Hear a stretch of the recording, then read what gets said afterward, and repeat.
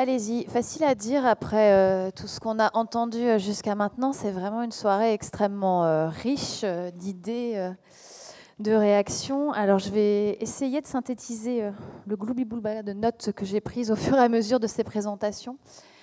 Moi, j'avais envie de réagir d'abord en disant que je trouve que cette soirée, et que cette initiative d'ailleurs de la IGP est extrêmement révélateur de la période dans laquelle on est, dans la mesure où, tu me pardonneras Pierre de dire ça, on est sorti, quand on parle de climat, de simplement parler de l'addition de contributions d'État d'émissions de gaz à effet de serre, qui est quand même quelque chose d'extrêmement peu tangible pour le grand public.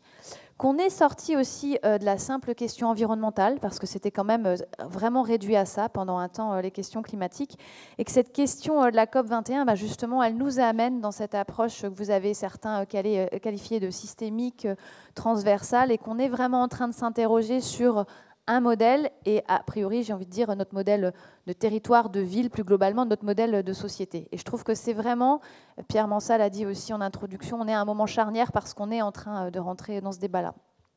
Ce que pose la question de la COP21 et la période dans laquelle on entre, c'est en fait des questions qui vont dépasser l'année 2015, bien évidemment, et c'est se poser la question des grands enjeux du XXIe siècle qui se posent à chacune et chacun d'entre nous, quelles que soient nos casquettes ici ce soir. C'est se dire comment on vit, et on lutte contre le dérèglement climatique et comment on vit avec ce changement climatique. C'est, je crois, aussi se poser la question de l'épuisement de nos ressources naturelles, qui pose une vraie question sur le modèle de société dans lequel on vit. C'est aussi se poser très globalement la question, certains d'entre vous l'ont abordé, de l'économie et globalement des crises économiques qui nous poussent à regarder, à pousser un autre modèle. Et puis c'est aussi évidemment à se poser la question des solidarités et de comment on retisse du lien, comment on recrée du lien. Ce sont des sujets qui nous concernent toutes et tous, mais j'ai envie de dire encore plus particulièrement nous, urbains, parce que c'est dans nos territoires, dans nos villes, qui finalement se passent ces changements qui affectent la planète, puisque ce sont bien les activités humaines, particulièrement dans les villes, qui sont à l'origine de ces dérèglements climatiques. Donc ce sont des questions que nous, politiques, mais aussi architectes, responsables économiques, devons nous poser et devons nous poser très rapidement.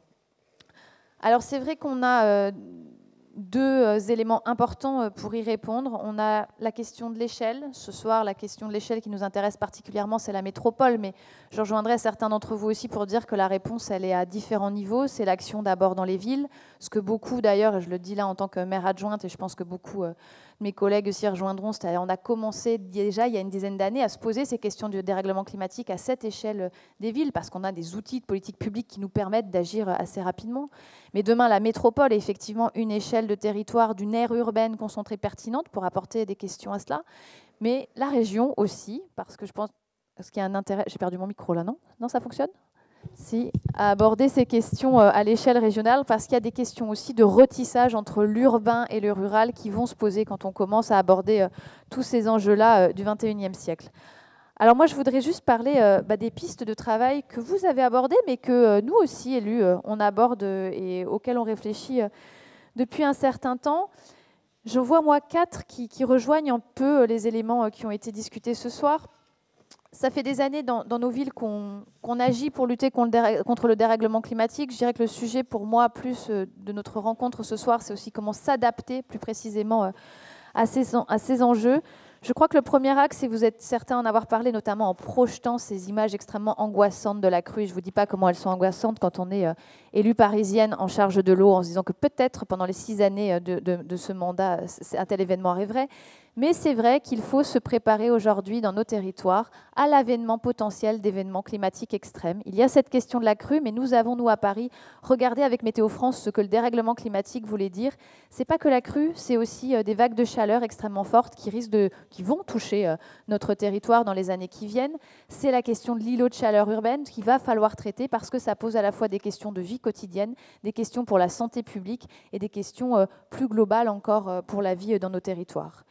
Qui dit adaptation à ces événements climatiques extrêmes pose directement derrière la question de l'aménagement, la question de l'urbanisme. Alors, on a beaucoup parlé du transport ce soir, on pourrait parler aussi d'efficacité énergétique, de la création d'écoquartiers tels que vous les avez décrits, mais je crois aussi qu'il y a d'autres enjeux devant nous. Je pense notamment à des questions comme la non-imperméabilisation ou aller vers la désimperméabilisation d'un certain nombre de surfaces. C'est ça aussi, changer de modèle dans les années qui viennent, ce qui veut dire penser l'aménagement différemment, penser aussi à la question de l'étalement urbain et la préservation des terres agricoles.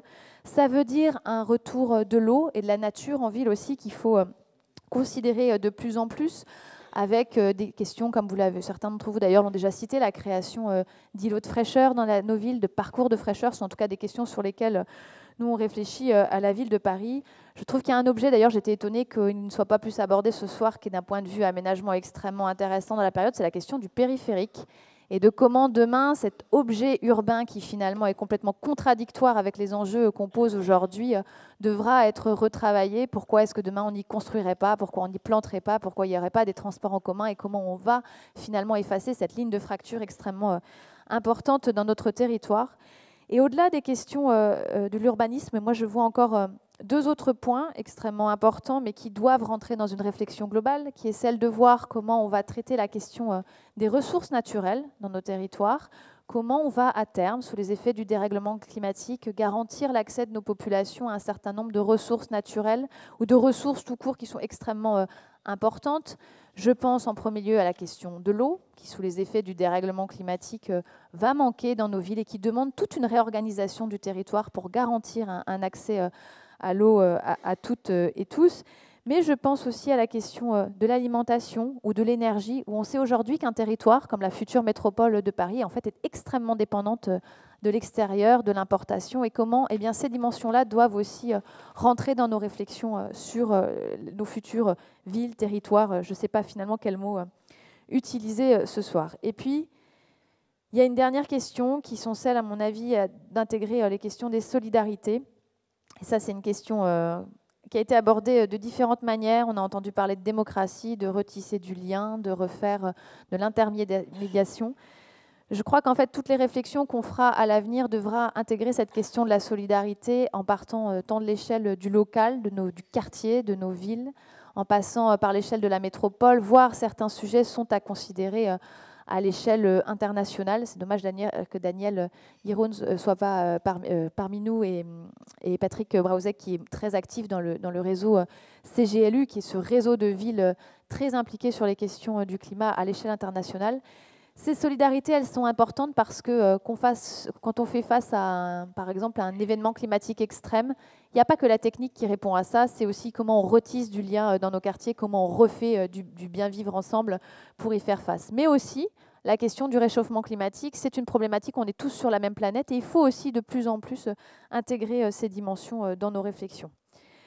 Donc je dirais qu'en fait, la discussion qu'on a ce soir, et j'en terminerai par ça, elle est assez révélatrice aussi, et elle commence à dessiner une ligne de fracture assez importante qui traverse les débats aujourd'hui de toutes les personnes impliquées sur ces questions du climat, qui sont finalement les personnes qui sont dans une réflexion, moi j'aurais tendance à qualifier, mais c'est surtout quand je parle des politiques, ne le prenez pas forcément pour vous, mais ceux qui seraient un peu bloqués dans l'ancien monde et qui cherchent à réadapter, à appliquer du concept sur de l'existant et à remodeler finalement une réalité, et puis ceux qui font le pas vers l'avenir et vers un changement de paradigme, comme on aime à dire, et vers vraiment un changement de modèle.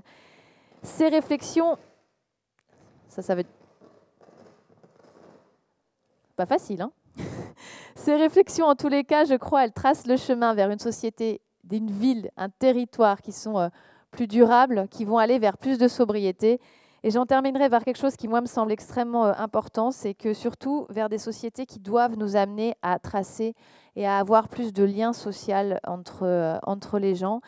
C'est pas du concept et c'est pas juste du discours politicien. Je crois que dans tous les endroits, et ils sont peu encore, de territoires où ces alternatives-là et ces réflexions-là ont été menées jusqu'au bout, on note aussi une façon de refaire du lien fort entre les citoyens. C'est d'ailleurs une dynamique que moi je pense qui est très importante, qu'il faudra qu'on développe à l'échelle de la métropole, c'est que les politiques, les architectes, les grands décideurs économiques n'arriveront pas seuls à engager cette transition. Il faut qu'on emmène, qu'on embarque un maximum de personnes avec nous, parce que ce sera le seul moyen d'engager cette transition du modèle.